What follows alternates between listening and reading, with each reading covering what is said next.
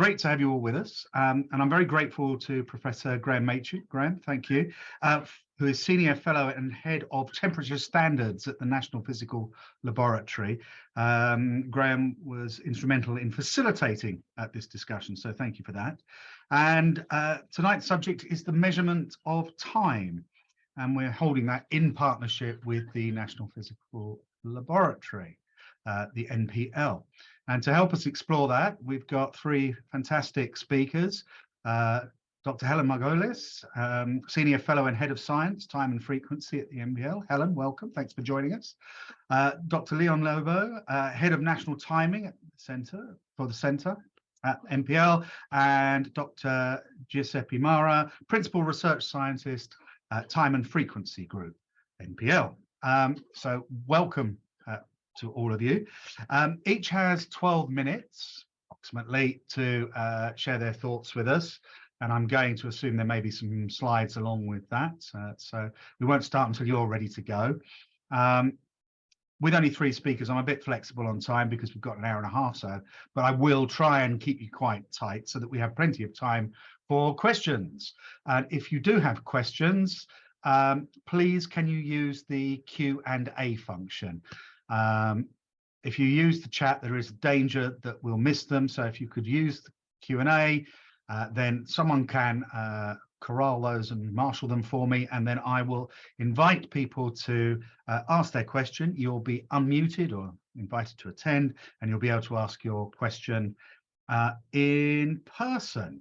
Obviously, when you do that, please state your name and who you are, where you're from.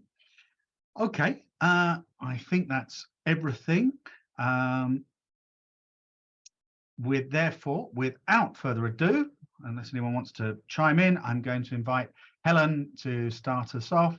Helen, if we could have 12 minutes from you, please. Okay, thank you very much for the introduction, and I will just, hopefully you can now see my slides. We can, brilliant. Excellent. Right, so thank you. So many people don't actually realize this, but precision timing underpins many of the technologies we depend on in our daily lives. So it's what we call an invisible utility. So just to give you a few examples, in modern digital telecommunications networks, synchronization plays a central role in determining the quality of the services offered by the network operator. Satellite navigation systems such as GPS rely on accurate atomic clocks on board the satellites orbiting the Earth in order to pinpoint the location of goods or people. And the efficiency of the energy grid relies on synchronizing the phase of electricity entering the grid from different sources. And the list really goes on and on. Leon will give another example in his talk. But most users of accurate time and frequency signals, and that includes operators of critical national infrastructure, rely on timing signals from global navigation satellite systems, or GNSS for short. And that's really because they're free and they're widely available. The problem is that they're also weak, and they're therefore vulnerable to natural, accidental, and deliberate interference. That might be, for example, by spoofing, by jamming, or from solar storms. And the UK's over-reliance on timing signals from GNSS has been highlighted in several recent reports, including these two Blackett reviews led by the Government Office for Science. So these reports pointed out not only that GNSS has become really integral to our daily lives, but even worse, our awareness of GNSS is out of step with our dependence on it. So the good thing is that we do already have another source of time and frequency signals in the UK. At NPL, we operate the National Timescale, UTC NPL. So this has been the UK reference for time and frequency now for more than 30 years. And it provides signals that are traceable to the global timescale coordinated universal time, or UTC.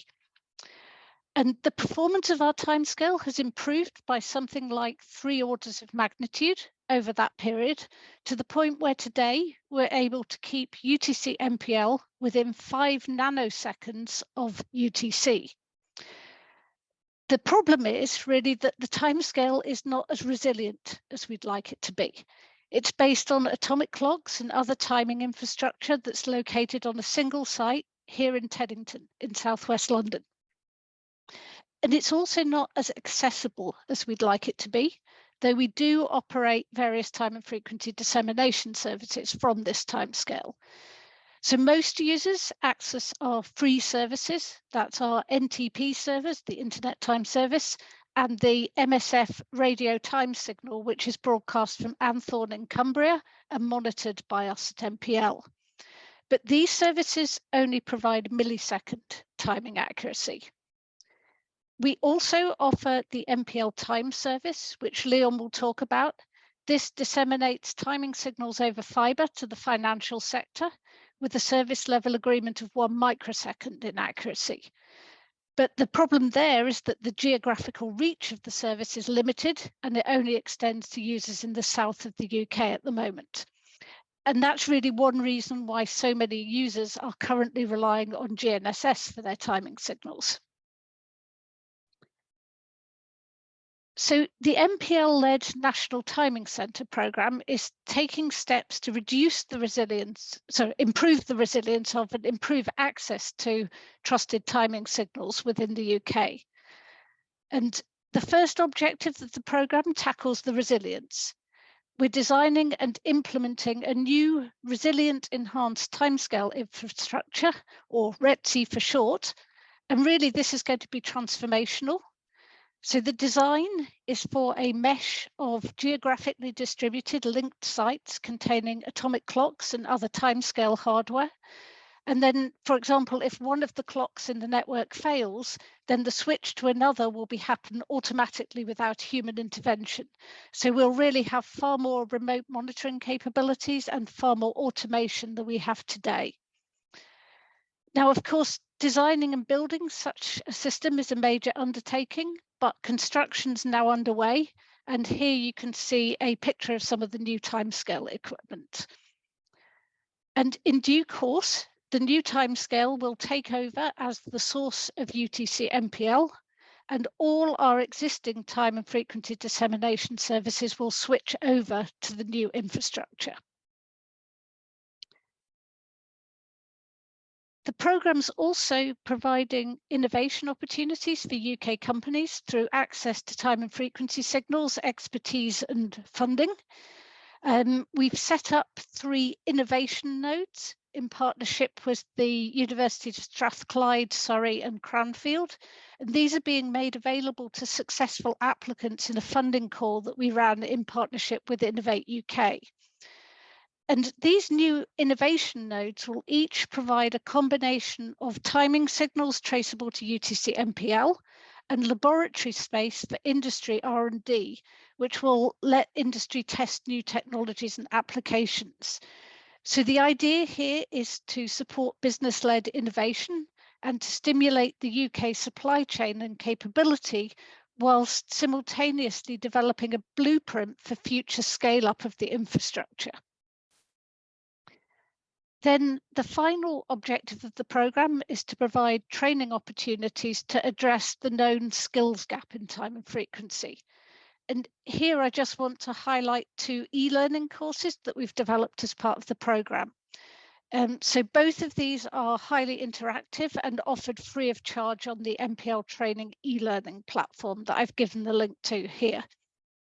And feedback from early adopters has really been very positive, so do take a look if you're interested in these. But the new UK timescale and the innovation nodes that we're building within the NTC programme are based on today's timescale and time and frequency distribution technologies, almost all of which we sourced from outside the UK. We had no choice. And whilst we're taking steps within the programme to try to stimulate a UK supply chain, in the meantime, the world's moving on. The next generation of atomic clocks will be based on optical rather than microwave atomic transitions, and their performance already far surpasses that of today's cesium fountain primary frequency standards. So because of this, activity is ramping up internationally in anticipation of a redefinition of the second within the International System of Units. And a roadmap's been drawn up by the Consultative Committee for Time and Frequency with a target date for the redefinition of 2030. At MPL, we're playing a leading role in this work because obviously we need to anticipate this change. Because the redefinition is going to have an impact on the future clocks we need for our UK timescale and on the technologies we use for dissemination, as well as on end user applications, and we need to be ready for that. So one key goal in the roadmap is the validation of optical clock uncertainties through international comparisons. And here in March last year, we coordinated the largest optical clock comparison that had ever been performed, involving 11 clocks in 7 different countries around the world, linked by optical fibers and satellites. An alternative approach to that is to use transportable optical clocks, and we recently hosted some visiting optical clocks from Japan and Germany for exactly this purpose. Then another goal on the roadmap is to have optical clocks contributing regularly to International Atomic Time, or TAI, to ensure that the quality of that timescale improves significantly as soon as the definition is changed. And last month, in this respect, we reached a major milestone when data from our strontium optical lattice clock provided the first UK optical steer of TAI. And of course, we're also working towards introducing optical clocks into our national timescale, UTC MPL. But routine contributions to timescales need continuously running optical clocks and associated infrastructure rather than R&D systems. And that brings me really onto the new facilities we're building in MPL's new Advanced Quantum Metrology Laboratory, or AQML. So the interlinked subsystems that make up this new facility will be used to generate an optically steered timescale and to make regular contributions to international timescales in preparation for a redefinition of the second. But the state-of-the-art reference frequencies will also be used to provide a test and evaluation facility for clocks and clock subcomponents, with clocks being one type of technology falling within the UK Quantum Technologies programme. So companies developing quantum technology products, from laser systems up to the most advanced optical atomic clocks, will be able to characterize their performance, accelerating innovation and bringing new products and services to market faster than they would otherwise be able to do so. So end users will be able to bring their equipment to designated lab space within the AQML, but the longer term aim is that they'll also be able to access the time and frequency reference signals remotely via optical fibers. And as a first step towards that remote access, we're setting up an optical fiber link from MPL to the University of Birmingham as part of our contribution to the UK Quantum Technology Hub in sensors and timing. But the distribution hub in the AQML is being set up to allow for much wider expansion of this optical fiber network in the future, taking us a step closer to realizing our longer term vision. So imagine a high accuracy time and frequency backbone running the length of the UK, with branches stemming off that backbone, delivering a range of services with different performance levels, not just by fiber, but also using broadcast technologies. And all of those signals will be traceable back to UTC MPL as the highest point of reference within the UK, and from there to coordinated universal time, the global standard. So this will provide time and frequency signals that users can trust, whoever they are and wherever they are, with the accuracy they need it, whenever they need it. So as I said at the beginning, our daily lives already rely on time and frequency. And as our world becomes more and more connected, the demands on timing and synchronization are only going to increase. So a resilient UTC MPL in combination with a nationwide time and frequency distribution network will deliver traceable time and frequency references to UK critical national infrastructure, but it will also provide a unique resource on which we can build research, innovation and high value manufacturing, kickstarting UK innovation in an increasingly connected world. So I'll leave you with that thought, and obviously I'm very happy to take any questions. Helen, thank you very much indeed. A lot in there, and I'm sure there will be questions later, but as chairman I get the prerogative of asking a quick question before we move on. Now, I suppose it's actually two questions. Firstly, are there commercial opportunities available? You said that the quality of, or the accuracy of the clock had improved by, I think, 3 levels of magnitude right at the beginning. Are there commercial opportunities in that improvement in accuracy? And the second question is, and this may just show my stupidity, I completely accept that, is how do you you talked about synchronization. How do you get clocks that are distributed around the world to synchronize when even comparing 2 different spots, even allowing for the rapidity of the transmission of even at speed of light, there is time taken, certainly when you're working at these tiny margins? Okay, so I'll start. They're good questions. It's not stupid questions at all. Commercially opportunities, I mean, yes, absolutely. We wouldn't be running the MPL time service today with the service level agreement we're running today if it wasn't for that improvement over the time frame that I talked about. Of course, we always try to stay a margin ahead of what's needed today because it takes us time to improve.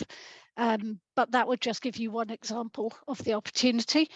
That's for the time scale itself. Clocks themselves are being used all over the place for commercial opportunities. They're an important part of many technologies such as broadcasting. To go to your second question about clock synchronization around the world, so this is something we obviously spend a lot of time doing. So this job is coordinated by the International Bureau of Weights and Measures in Paris. So they basically take data from all the different timescales around the world, and they compute all the offsets between them based on this data, and then they tell us how far. So they use that data to compute the global timescale, coordinated universal time, and then they tell us how far off our timescale was in the last month, and we make small corrections to try and keep it as tightly synchronized to UTC as we can, which also involves us doing some prediction of what might happen next time they do the computation, because they only do this once a month. It's quite a complicated business. Yes. But we also run primary standards within the UK. So that's our cesium primary frequency standard, which is what enables us to do quite a good job on that prediction. If that makes sense. It does. Helen, thank you very much indeed. Fascinating. Right. We will move on to our second speaker, which is Leon, Dr. Leon Lobo. Leon, 12 minutes, please. We'll let you get your slides up first. I will do. I assume you have slides. Yes, I do. I hope you can see that. It's just coming up. There we go. Yes. Excellent. Brilliant. Over to you. Good afternoon, everyone. And today I'll be talking about one of the key sectors where time is actually quite crucial. Hence the title, Time is Money. And it actually is. It's quite significant in the finance sector. Now, over the past 2 decades, the stock exchanges across the world have transitioned quite dramatically from what we know as open outcry systems, where you have all the traders in a room, to electronic systems in data centers. And I'd say the only open outcry exchange left in London is the London Metal Exchange now. But time plays a significant role because of the rate at which they are transacting. I mean, you're looking at hundreds of thousands of transactions per second. And Stephen, you raised the piece around delays or latency. It's quite crucial to minimize that in order to make any form of trading advantage. But just the infrastructure in itself, like we are today on this virtual call, is crucial from the point of view of the underpinning that time plays to synchronize all of it. As trading systems get faster and faster, in order to make maximum advantage of the information that is being passed around, that latency or the delay is being reduced significantly. And this is not a local element, it's a global piece. And the metrology piece, the measurement of the time in order to facilitate that, is where we come in as NPL. As Helen mentioned, the global timescale UTC and how we disseminate that in order to support the sector, not just about trading gains, but just being able to operate is quite significant. And the whole piece around high frequency trading, the algorithms and how they are optimized is very much dependent on very accurate timestamps. Tick warehousing is a use case where essentially the trades from multiple venues or exchanges are recorded, and effectively the data is sold back to the markets and the regulators in order to essentially optimize the algorithms. But a key area where we played quite a strong role in the European markets was around the piece around implementing traceable time in order to provide better market clarity, better forensics and audit, and essentially understand who did what and when, especially in the case where you're looking at different stock exchanges operating using different clocks. And the example on the right of one of these electronic systems is the USP, or the selling point of these systems, is measured in the several nanoseconds level of, you could say, decision making, which is very, very significant. As an example of that latency minimization.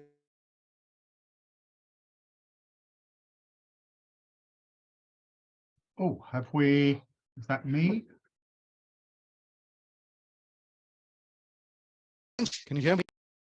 Can you still hear me? Yes, you've come back, Leon. Yes, so sorry. Just go back a sentence. You're talking about latency. Yes. So the Hibernia Express transatlantic fiber link that was put in between New York and London essentially shaved off about 5 milliseconds at a cost of $300 million, but there was a business case for it in order to provide market data to whoever could pay for it first. Across the UK, all these links that you see on this map are microwave links or line of sight links in order to minimize the time it takes to get data from point A to point B. And this is just a zoomed in view. Slough, strangely enough, is the high frequency trading center for the UK. In Basildon is where the New York Stock Exchange set up shop initially in 2010. What is on this image really shows there's a new fiber being put in place across the Arctic in order to minimize the latency between Japan, the USA, Ireland, and Scandinavia at a huge cost of $1 billion, but essentially saving time in order to get data across as fast as possible in order to make trading opportunities, basically. In the UK, a few years ago in Richborough in Kent, there was planning permission put forward to put in place a tower, a microwave tower, in order to provide line of sight links into Europe, which would massively reduce latency of data transfer. And the tower was about 320 meters high, so taller than the Shard, just to reduce the number of hops it took to get data across the continent. Now, if you imagine putting this in place is one element, but in order to maintain it and provide that continuous, you could say, service level, the measurement and the time synchronization is crucial in order to achieve that. Now, a lot of what we do as NPL in this sector really started from what was the flash crash in 2010, where the US market lost a huge amount of money over a few minutes, which effectively, when they looked at the forensics of it, they couldn't determine who did what and when, because they either had the same timestamps or there were reverse timestamps. And one of the key reports that Sir John Bennington at the time, who was the government chief scientific advisor, put out was a recommendation which sort of is on the right there, which recommended that the market really needed to have very accurate, high precision timestamps that were traceable. Now, that's where NPL first started to get engaged around 2011, 2012, to start to look at what the market really needed. And we also supported since then what is now the European regulation, which mandates that all high frequency trading systems have to implement timestamps for all trades, 100 microsecond level of traceability to UTC. Now, that's quite significant when it comes to the implementation piece, but when you consider that there are hundreds of thousands of trades conducted every second, it's still not enough, but it's a start towards that market clarity piece. For general electronic system, it's at the millisecond, and for voice trading, it's at the second level. But prior to the 3rd of Jan 2018, there was no requirement at all to have accurate timestamps. So we were in a situation much like we were in the Victorian age, where all the Victorian railways, basically every city had their own time. And that is very much the case till now, where we actually have some form of standard in place. But in order to achieve that, you do need a trusted source. And Helen alluded to this earlier. As NPL and as the source of the UK's timescale, traceable to the global timescale, we put in place a fiber network into London, as well as a few other locations, so about 7 or 8 data centers in the financial sector, delivering time with service levels and monitored not at the source, but at the point of use. Now, that's quite significant because it's the first time it was ever done globally. And it is done 2 orders of magnitude better than the market requires, which allows them plenty of scope to degrade into their infrastructure, yet be compliant to regulation. And traceability really is an interesting thing. So from the point of view of the MiFID II, or the Markets in Financial Instruments Directives regulation across Europe, it requires that the timestamps are traceable to UTC within the 100 microseconds, not the source into the infrastructure. And that's a very different piece. It's much, much harder to do that at the timestamp, particularly considering all the different things in the way, or in that chain of, in that traceability chain, whether it's the operating system and the hardware, the network, as well as the source feeding it. I mean, in the early days when big banks were starting to implement and understand what they had in place in order to achieve the regulatory requirement, some big banks found they had 90 different versions of operating system, for example, that they had to deal with. So it's quite a significant undertaking. However, the implementation of this regulatory technical standard for timestamp traceability is an amazing start towards that market clarity and that aid for forensic analysis. We continue to engage with the international body as well. And as I said previously, it was everyone was using any source they had. There were discrepancies between venues in the same location. But IOSCO, the international organization covering all the exchanges globally and the markets, essentially put out a recommendation that all timestamps in all markets really should use UTC as a reference. And that's a very, very significant undertaking, because you can at least have that common source and then put in place whatever that particular market requires in terms of the accuracy requirement. So a century on, we are still providing or a certification for time. Back in the day, this is the one on the left, is back in 1914, where we certified the first Rolex wristwatch as a certified chronometer. We are now actually providing certification for the time, but not at NPL, but at the point of use now, where they actually need it. And that's it for me. I'm open to questions. Leon, brilliant. Thank you very much indeed. Some very interesting insights there. And I understand you're in Nairobi, is that right? I am. Oh, well, welcome. Thank you for joining us. I don't know what the time difference is, but hopefully it's not. It's only 2 hours, which is pretty good. Okay, thank you for that. Just as an aside, the flash crash, which was in 2010, was the day, I think that was a Friday, the 6th of May. It was the day after the general election, the day I got elected, and the day I got elected in Basildon. So I hadn't realised completely that the New York Stock Exchange was running out of close to my constituency. So there's a thought. It was a secret for a long time. Yes. Yeah. And I'm sure it has some quite tight security. Just one of the things you were talking about towards the end of your presentation was this.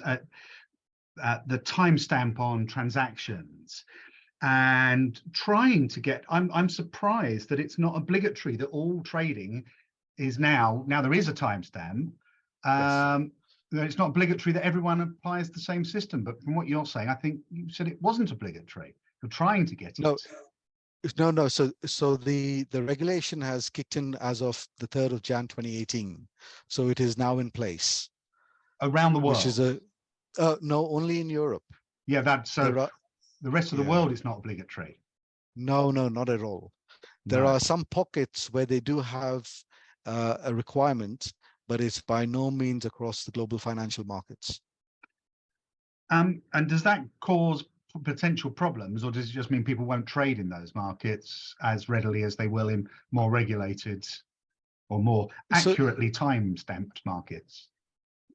No, there is still a huge amount of trading, but there are very specific high-frequency trading centers like New York, like London, like Frankfurt, like Tokyo, where there are more exacting standards that are in place, particularly the participants that want to make any form of financial gains.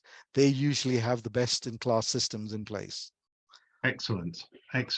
And a final question, someone else may ask this, but is there any, you showed one that went across the Arctic, a link from, now that's improved speed. Has it increased capacity, or is there a limit to the capacity can be broadcast across that? No, so that also has a huge bandwidth in terms of capacity as well. But the primary driver is about reducing latency. As an example with that, I pulled up the metrics for this. The latency between the round trip latency between London and Nairobi, which is 6,800 kilometers of fiber, is 200 milliseconds. Okay. The round trip latency for that Arctic fiber, which is 14,500 kilometers, is only 142 milliseconds. Wow. So you can imagine the painstaking implementation just to shave off latency. Yes. Thank you for that. Fascinating. Right. Well, we will now move on to our third presentation, which is from, where are we? Where have you got? Oh, there you are. Sorry. Turn the video on. Giuseppe Mara. Welcome. Thank you for joining us. Thanks for having me. If we could have 12 minutes from you, that would be great. Absolutely. So let me just first check that you can see my presentation. Yep, that's great. Okay. Perfect. So thank you very much for the introduction. My name is Giuseppe from the National Physical Laboratory, and I will be telling you about doing science with seafloor cables. You have heard in the previous two talks about precision timing frequency. You just mentioned an intercontinental seafloor cables. In my presentation, I'm gonna tell you how you can use precision timing measurements on these seafloor optical cables to enable ocean monitoring or geophysics and climate change research. And I want to start my talk with this map that shows the huge seafloor infrastructure, telecommunication infrastructure that we already have in place, which accounts for 1.4 million kilometers of cable already installed. And we should expect this number to grow considerably in future due to the ever-increasing demand for connectivity. This huge web of cables, after enabling the digital revolution of the last 30 years, could be the key to a new revolution, a revolution in Earth monitoring. And in order to get this revolution is enabled by the ability to measure precise timing. And so, what is the problem that this revolution could help solving? Well, still to this day, the oceans are still mostly unmonitored. And if we think that 71% of the Earth's surface is covered by water, then there is an awful lot of data that we are not currently collecting. And the reason why we don't have sensors on the seafloor is quite simple. It's extremely complicated to install and maintain permanent sensors on the seafloor, and it's also extremely expensive. We can't communicate with seafloor sensors using radio waves because they don't propagate well in water, so we have to wire them up. But wiring up a network of sensors on the seafloor to a global scale is, of course, a major undertaking. And a good example of the limitation of our sensing capabilities in the oceans is this map, which shows the seismic stations. So every little red triangle is a seismic station. As you can see, all the seismic stations are on land. Well, you might say, oh, I see some in the middle of the sea. Actually, those are still on little islands. They are not on the seafloor. We really have only a handful of permanent cabled seafloor seismic stations. And this really limits our understanding of the Earth. It limits our understanding of the Earth interior, of its dynamic behavior, and in general, we don't know a lot about what goes on in the middle of the in the bottom of the oceans. And so, how can we use cables, telecommunication cables, to try and solve this problem? Well, let's start by just saying, for those that are not familiar with optical fibers, what is an optical fiber? Well, an optical fiber is a tiny wire made of glass in which the light can propagate very well with very little attenuation. And using optical fibers, we can transfer data over great distances, including between continents.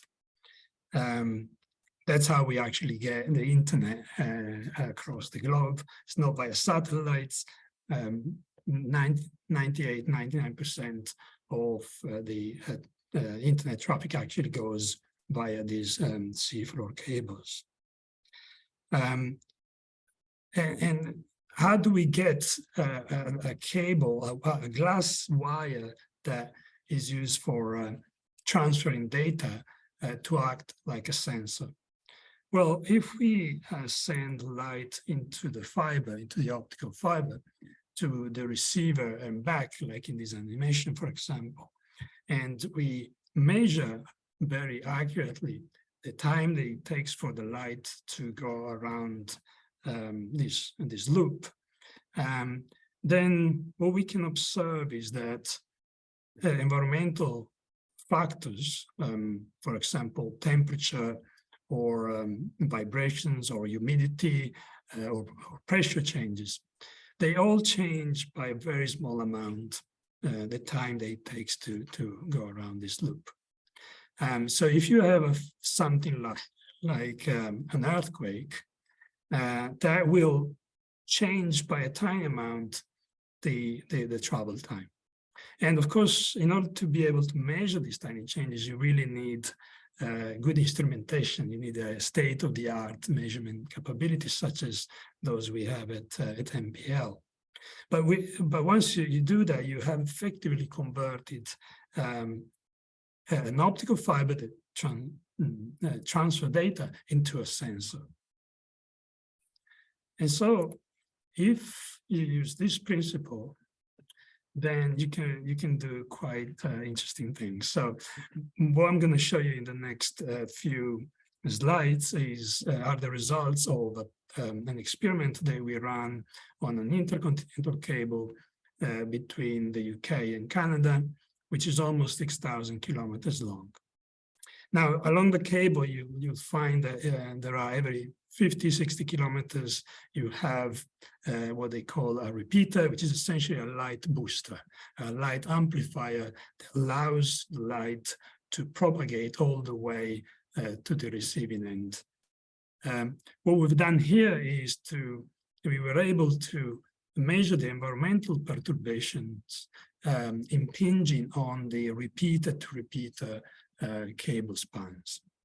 And if you do that, then you have effectively transformed a telecommunication cable into an array of environmental sensors.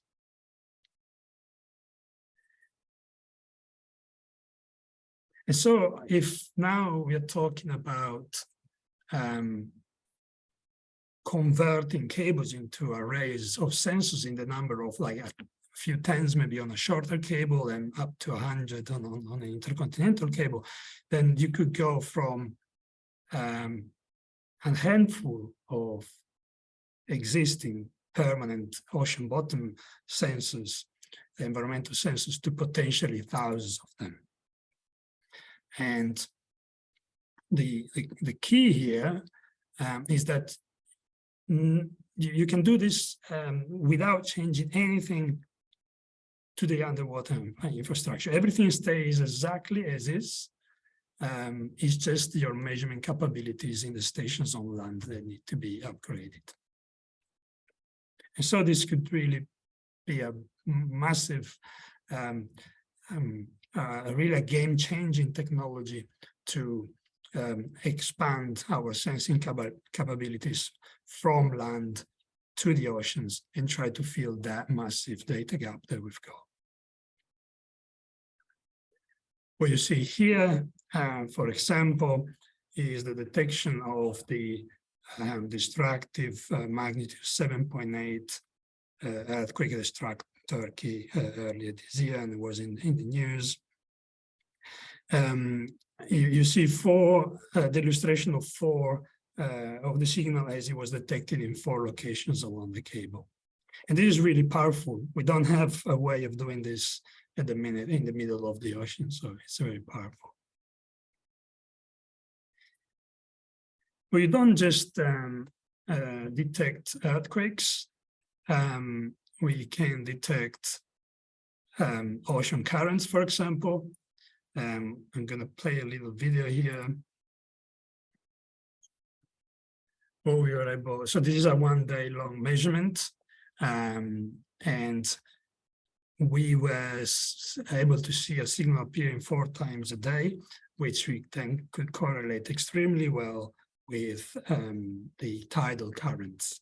And of course, the ability to measure currents, especially in deep sea, is extremely important because it might give us extra tools to improve our understanding of global circulation.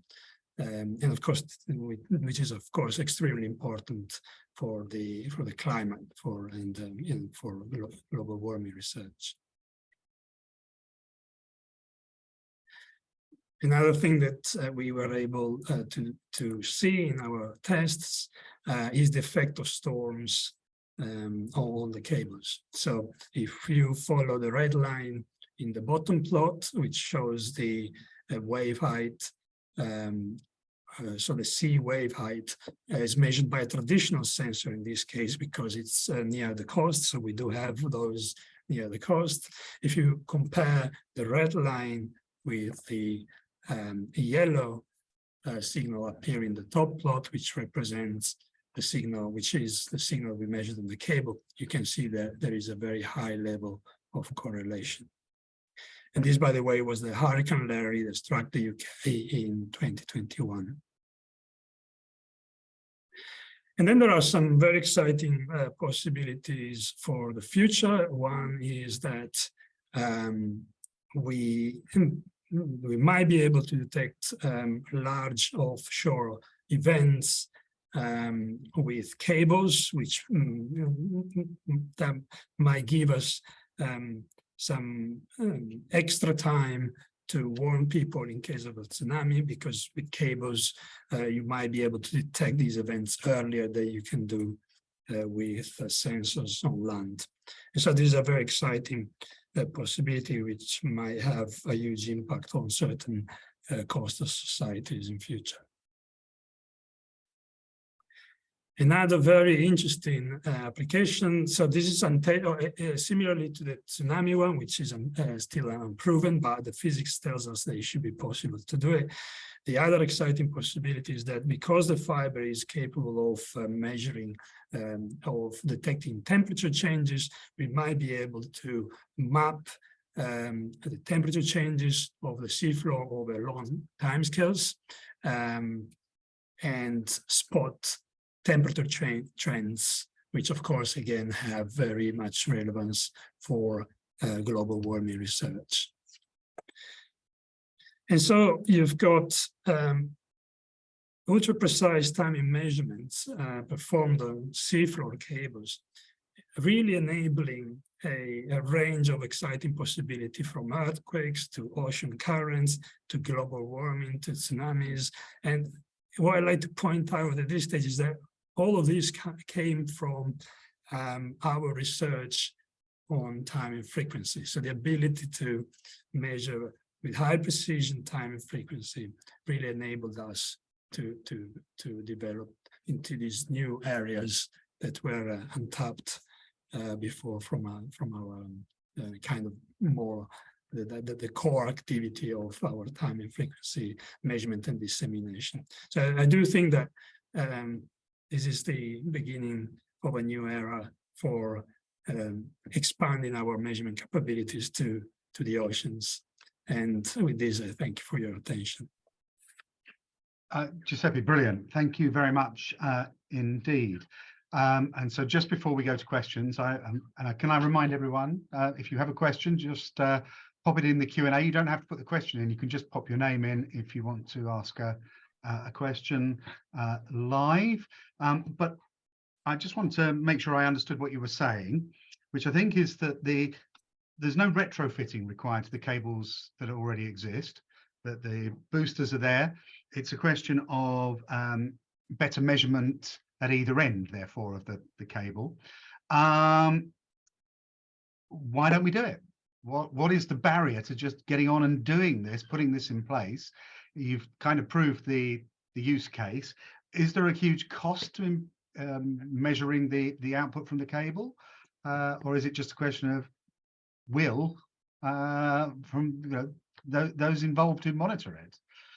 Right. So going back to your first part of the question. So yes, so there is nothing to be changed in what they call the wet plant, so the part that stays underwater, because the fiber itself is the sensor, right? We are not installing any new devices.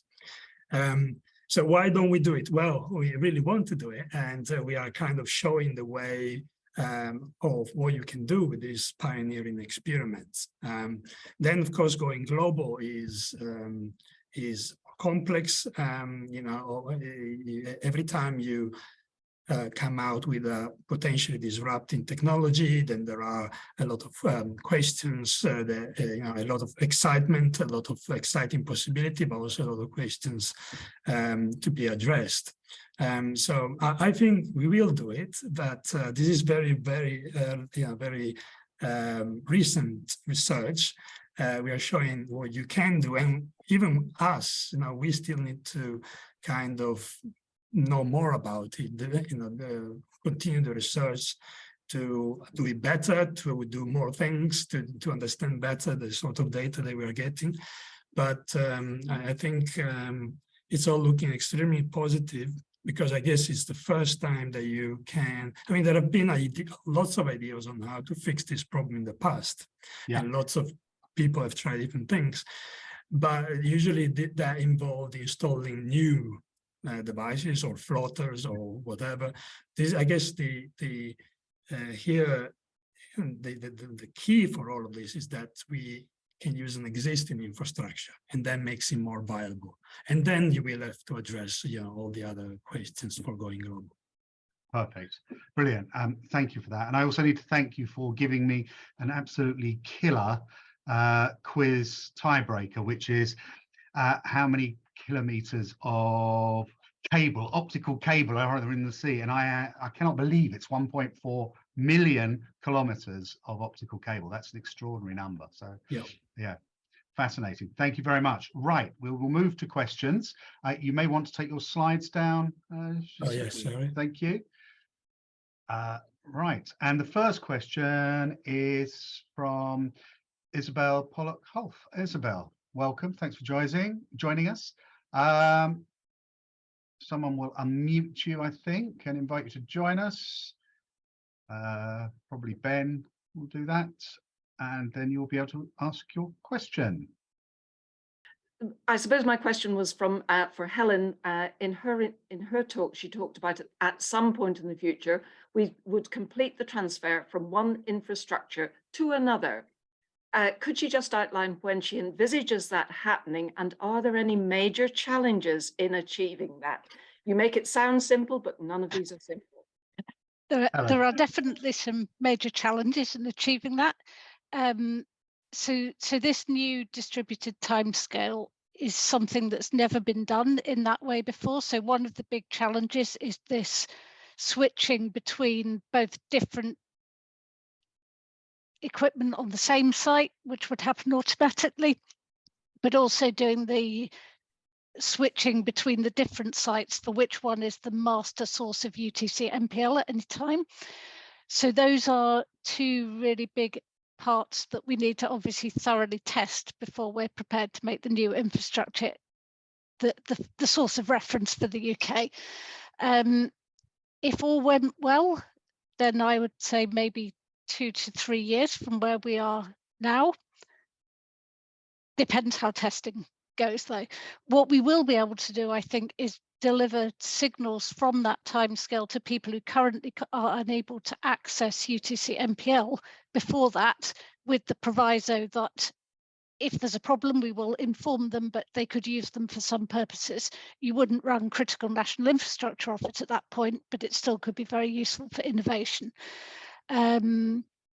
So there is also a challenge that is not totally under our own control, because it seems that some changes will be necessary at the International Bureau of Weights and Measures, which are more technical changes just to do with the way they do the computation right now. They will also have to make some changes to accommodate the possibility that UTC MPL could change its location. I don't think it's anything fundamental, but we're the first people trying to do this on a more regular basis. And so we need to work with them to find a way through that. Great, thank you very much. Brilliant. Thank you, and thanks as well. Right, just before I go on to our second question, which is from Felicita Arias, there is a chance that a bell will start ringing at my end any minute, and I'll have to go and vote. If I do, I'm going to hand over to Lee, if that's all right, Lee, just to keep things rolling, but I will come back. I should only be 10 minutes. It may not happen, you just can't tell around here. Right, Felicitas, over to you. Yes, thank you. Good afternoon. So thank you for these impressive talks. I am somehow aware of what you are talking about as Isobel. And I have, however, one question, and the question is for Giuseppe Marra. Of course, what you presented is really going directly to the future. What I want to know is, this is an issue that, of course, is of the interest of the geodetic and geophysics community. And are you working in a coordinated way with these groups, or is it not yet as mature to start some coordination? So, of course, we access through collaborations with national and international partners the sort of skills that are not within NPL. We don't do a lot of geophysics, for example, so we partner up with universities and other laboratories doing this. I guess you're maybe asking, you know, whether in the work is mature enough that can be just like the data, for example, can be disseminated widely globally, and whether people can use it. I don't think we are yet at that stage, because we are still learning ourselves how to do it. So things are, maybe our data will look different tomorrow than it looks today. So it's difficult to kind of put a format, to put like some constraint to it at the minute. But I think that's exactly where we want to head to. We're kind of showing what the technology can do, and then we have to make sure that that technology becomes usable by the other scientific communities. And therefore, we need to kind of standardize what comes out of the instruments and so on. So I think certainly that is the way that we have a vision for that work in that direction. Yes, I assume that something that can be useful is to at least start advertising in big meetings, not on our metrology, but in big meetings of the International Association of Geodesy or IUGG, what you are doing, because certainly they will have questions, and they will maybe give you some idea on formatting or what kind of data they would like to have. Yes. My answer to that, I've been just back from a little world tour where I visited several, I gave talks to several geophysics conferences, like AGU, EGU, Excellent. And so exactly. So we're trying to get the word out, and of course, it's becoming like a word of mouth. So it's like the geophysics, we'll talk to other geophysics. So it's working out. We of course will always want to expand on that, but I think it's happening, and we can continue to do so. So thank you. Congratulations. Thank you. Excellent, thank you. I'm going to move on now to where are we? Sylvia Wasiak.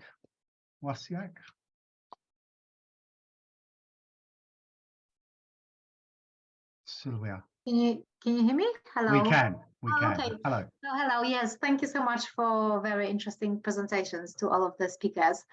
So my question was, are there any countries that still do not participate in the time synchronization? I hope it's not a silly question. And actually, I have another question. I guess that will be for Giuseppe. These cables, these very long cables, which are being used on the ocean floor, do they come in one piece or are they somehow connected? I don't really know much about cables, so I hope that doesn't sound too silly. Good question. Okay. Good question. Shall I take the first part of it, Yes, and then yes, please. give to Beppy? So yes, there are countries that don't participate in the process that I described. There's about 80 labs around the world that participate in the computation of UTC directly. I don't know for sure exactly what all the other countries do, but it is possible to derive your traceability back to UTC via another country. So for a while, we were providing that traceability to the Republic of Ireland, for example. So hopefully that answers that part. And then yeah, thank you. Yeah, I'll answer the second part of the question then. So yes, so these cables are extremely long, and despite the fiberglass is so pure that allows the light to travel for very long distances, you still need to, after several tens of kilometers, you still need to boost the light to amplify it again so that it can travel the next span. So it's usually you have a stretch of cable which might be 50 to 90 kilometers, then a repeater, then another stretch of cable, and so on. And these might be prepared already on land in great lengths and then deployed, but it's not a single cable all the way. You do need these repeaters to reach the other end of the cable. Okay, thank you. Excellent. Thank you very much. Right, on to our next question, which is from Simone Barotto. Simone. Yes, hi. I'm not an expert on this. I'm just very curious about what you're doing. I was wondering, there was a slide, I think it was presented by Leon, and in there, instead of using cables, I think the idea is to use radio signals to connect the UK to Europe. So based on that, wouldn't it be easier, perhaps cheaper, to use low Earth orbit satellites to transmit time signals instead of cables? And I suppose that now we have new technology that enables faster communication between satellites, so and the Earth. Thank you. Brilliant, thank you. Who's going to take that one? Leon? Oh, I can't hear you for some reason. Yeah, I can't hear him either. Try again. No, it's because of that. Marvelous. Sorry about that. That's okay. Here we go. That's an excellent question, and in fact, pretty much every low Earth orbit constellation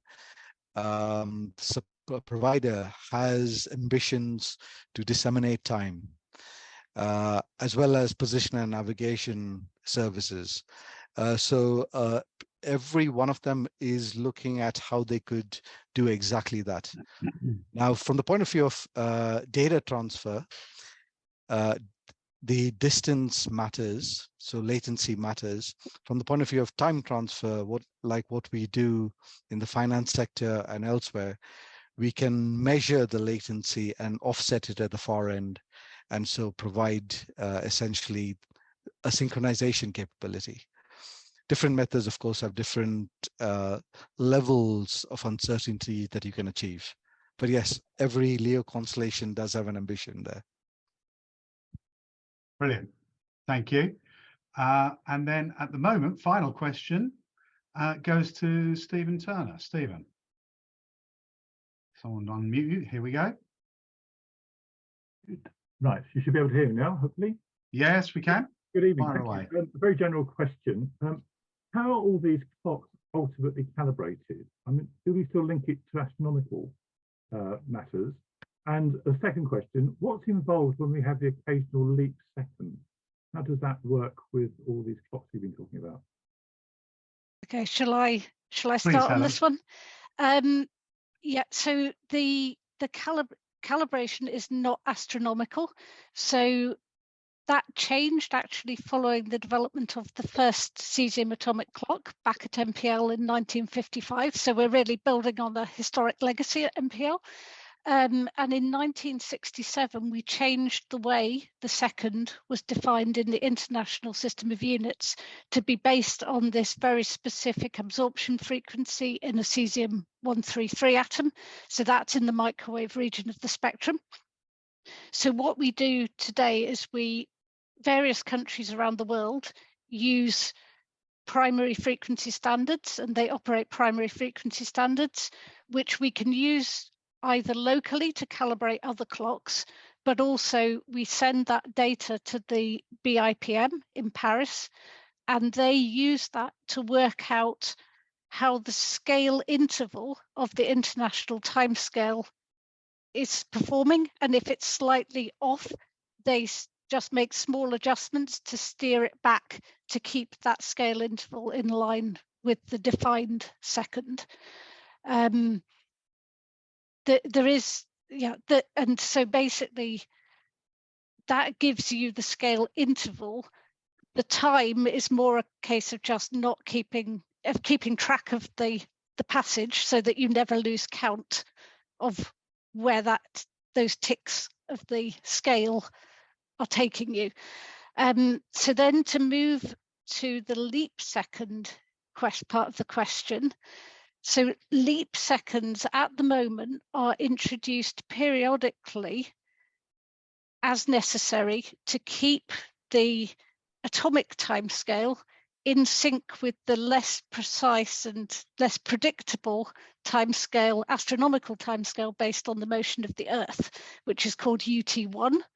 And at the moment, the rules say that those two timescales must never differ by more than 0.9 seconds. However, at the end of, and this causes certain issues because those leap seconds can't be predicted a long time in advance. We know about them 6 months in advance because the International Earth Rotation Reference System Service, or something like that, I've forgotten their precise name, tell us when we need to introduce those leap seconds. But we have to basically do that manually. It's not done properly in many digital systems that are operated by various people around the world. Some of them smear the extra second over 24 hours instead of introducing it at the fixed point, which should either be midnight at the end of December or June every year. So for periods of time, basically different people are using different time. And as we become more and more dependent on digital systems, this is not what you want.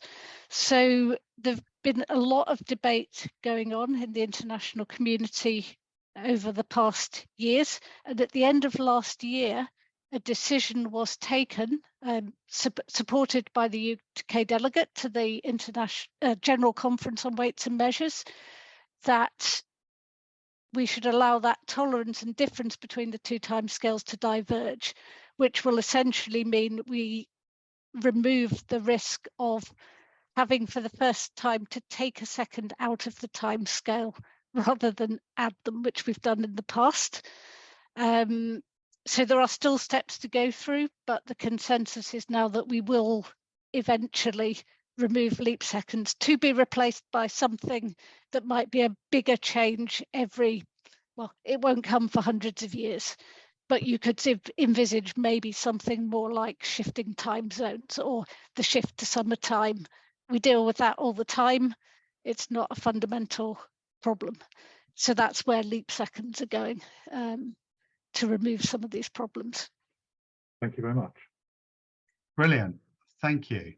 I haven't got anyone else indicating that they want to ask a question, so I think I will wrap up, if that's okay.